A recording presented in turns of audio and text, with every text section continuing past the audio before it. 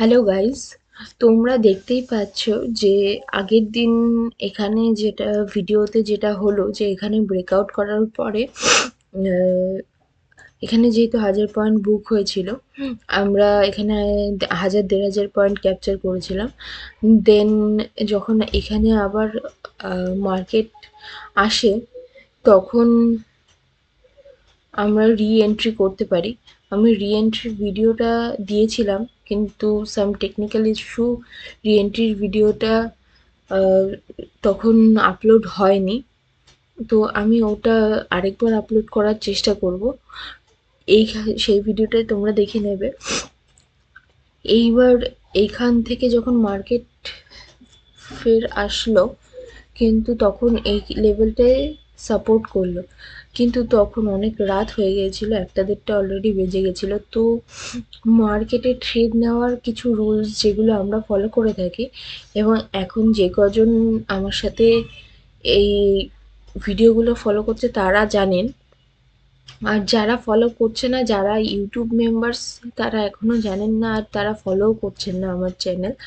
আমরা আমরা জানি, কিন্তু যে কজন ফলো করছেন আর আগে থেকে ইউটিউব চ্যানেলের আগে থেকে ফলো করে আসছেন, তারা তো অবভিয়াসলি জানেন। এবং যারা নতুন মেম্বার্স, যারা ইউটিউবের মেম্বার্স, তারা যারা জানেন না, তাদেরকে আমাদের রুলসটা আমি বলে দিই। আমরা যখন কোনো ট্রেডে এন্ট্রি করি, আমরা সবচেয়ে নিম্নতম ব্যালেন্স দিয়ে ট্রেডে এন্ট্রি করি। যেমন আমরা 0.05 লট এর অ্যামাউন্টের ট্রেড করি, সেখানে আমাদের $15 স্টপ লস থাকে। ধরুন আমরা এখানে একটা এন্ট্রি করেছি 0.05 লটের, এবং আরেকটা এন্ট্রি করব এই সেম পজিশনে 0.05 লটের। এবার একটা এন্ট্রি আমরা শর্ট পজিশনের জন্য করব, মানে 1000-1500 পয়েন্ট হলে আমরা বুক করে নেব, আর একটা এন্ট্রি আমরা লং পজিশনের জন্য হোল্ড করে রাখবো। এবার কালকে আমি এখানে আরেকটা রি-এন্ট্রির কথা বলেছিলাম, যেটা আমার ভিডিও আপলোড করতে করতে মার্কেট এখানে অলরেডি চলে গেছিলো। তো তো সেক্ষেত্রে যারা যারা এন্ট্রি, ইউটিউব মেম্বার্স এন্ট্রি নিতে চেয়েছিলেন, তাদের এইসব জায়গায় এন্ট্রি হয়েছে।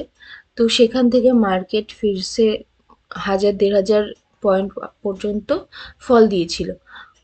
এবার কিন্তু কথা হচ্ছে কি, আমাদের যে রুলস, সেই রুলসটা হলো গিয়ে 0.05 লট, যেটা আমরা এখানে ট্রেড নিয়েছিলাম, সেখানে প্রথমে আমরা একটা লট বুক করে নেব।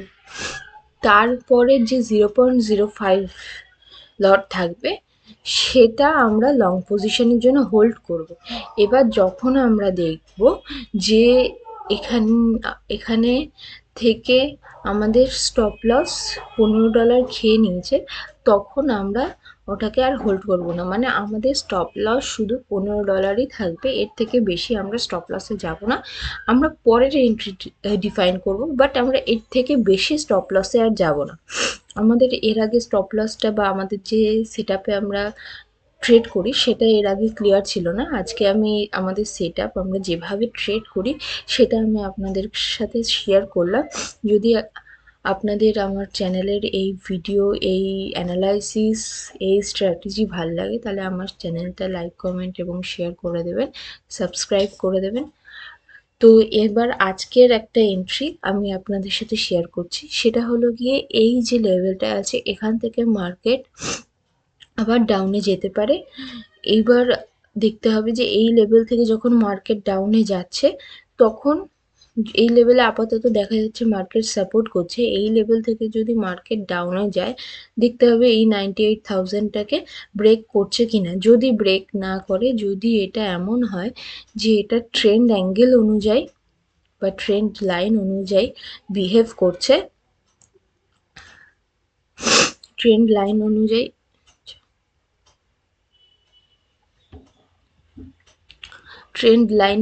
বিহেভ করছে, তাহলে আমাদের এর মধ্যে এইরকম ট্রেন্ড লাইন অনুযায়ী আমাদের মার্কেটের রিয়াকশান থাকবে।